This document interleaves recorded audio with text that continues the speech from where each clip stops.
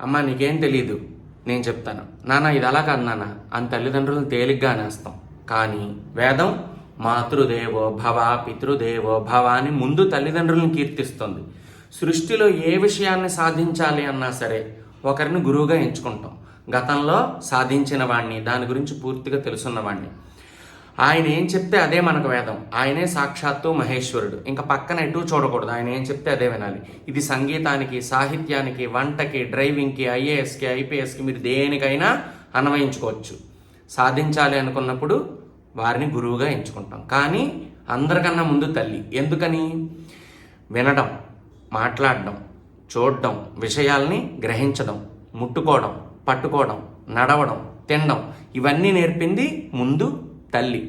అక్కడి నుంచి మనం ఎంత మొనగాడి దగ్గరికన్నా వెళ్ళి ఏదైనా నేర్చుకుంటాం, ఎంత గొప్పవైనా సరే సాధిస్తాం. కాబట్టి మాతృదేవో భవ.